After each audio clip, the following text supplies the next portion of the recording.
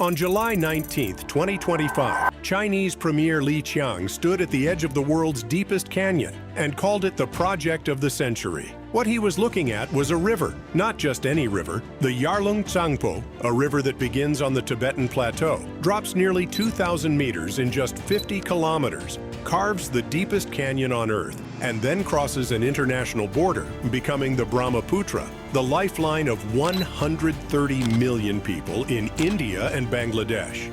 China is about to build the world's largest dam on it, not slightly larger, 3 times larger than the Three Gorges Dam, the project that was itself called the project of the century when it was built. A dam so powerful its annual electricity output could power the entire United Kingdom.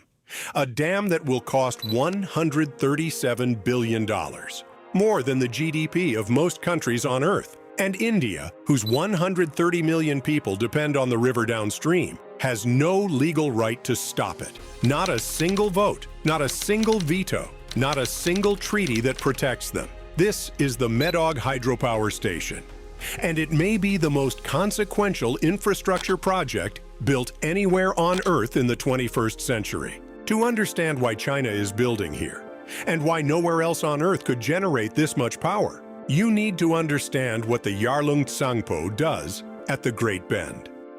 Please take a moment to subscribe and like the video. It really helps the channel.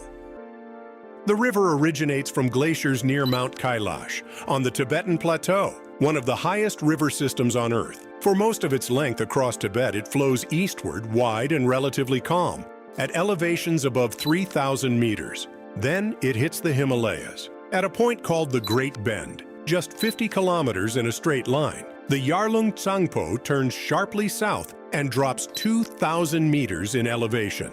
It plunges through the Yarlung Tsangpo Grand Canyon, the deepest canyon system on Earth, deeper than the Grand Canyon, deeper than any other gorge on the planet.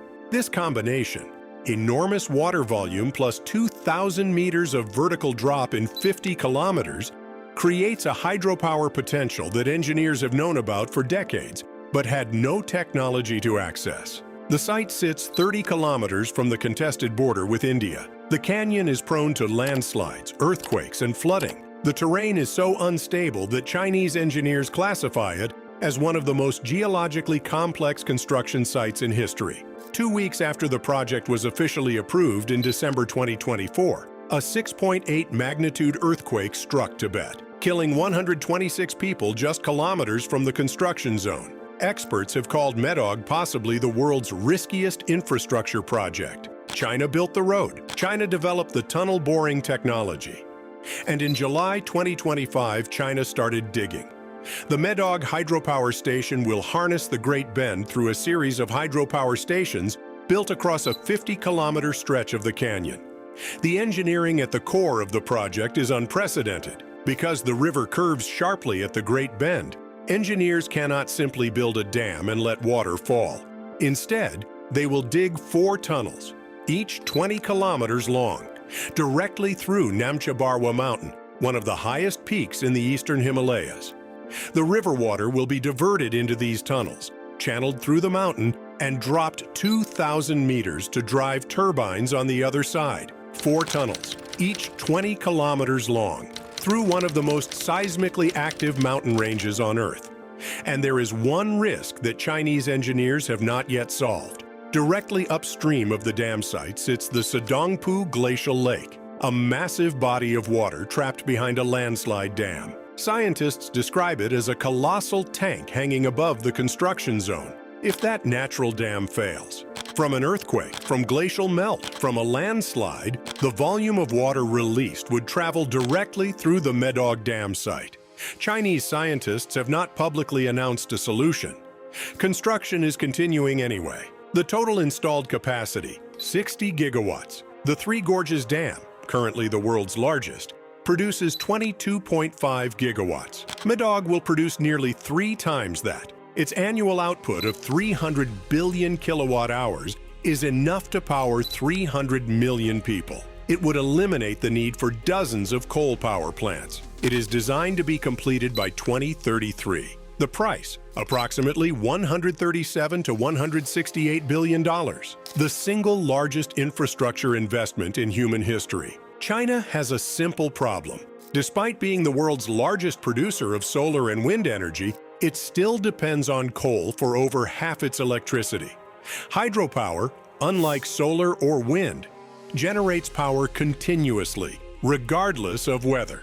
The Yarlung Tsangpo's Great Bend is the single largest untapped hydropower resource on Earth. China is taking it, but energy is only part of the calculation.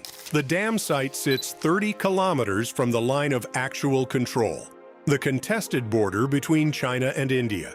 Medog County borders a region China calls Zangnan, South Tibet, and India administers as Arunachal Pradesh. Building permanent industrial infrastructure at this scale, this close to a disputed border, is not just engineering. It is a territorial statement that no future negotiation can easily undo.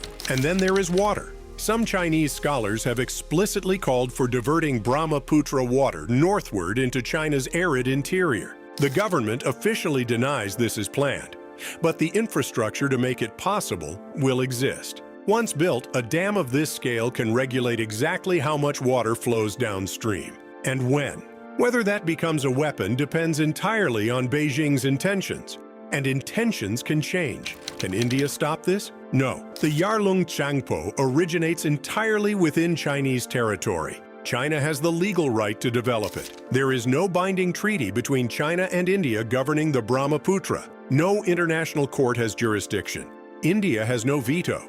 China has voluntarily shared flood warning data with India in the past. Information that saves lives downstream every monsoon season. It suspended that sharing in 2017 and has not fully restored it. India keeps asking. China keeps building. What India does have is a different kind of leverage. 65 to 70% of the Brahmaputra's annual flow is generated within India itself through monsoon rainfall and Indian tributaries. China controls the source. India controls the volume. China cannot simply turn off the river, but China can regulate it. Seasonal flows, sediment delivery, flood timing, all of it can be managed from upstream in ways that affect agriculture, fisheries, and livelihoods for 130 million people downstream. Whether that is called water management or water weaponization depends on who is making the decision. And that decision now belongs entirely to Beijing. The Yarlung Tsangpo Grand Canyon is one of the last genuinely untouched places on Earth. The region around Medog is considered one of the final strongholds of Tibetan ecological and cultural integrity. The river is not just water to the people who live along it. It is a spiritual artery, revered in Tibetan Buddhism as the heart of a sacred landscape called Pemako, prophesied to shelter humanity in times of catastrophe. China calls this the project of the century, a clean energy triumph, a feat of engineering that will power hundreds of millions of people without burning a gram of coal. India calls it a threat, a dam 30 kilometers from a contested border, built without consultation, on a river that 130 million people depend on for survival. Both of them are right. The tunnels through Namcha Barwa are being drilled. The series of dams is being designed. The $137 billion is being committed. And the river that becomes the Brahmaputra, the lifeline of northeastern India and Bangladesh, will never flow exactly the same way again. Whether that is a catastrophe or a triumph depends on who you are standing next to when the water comes through.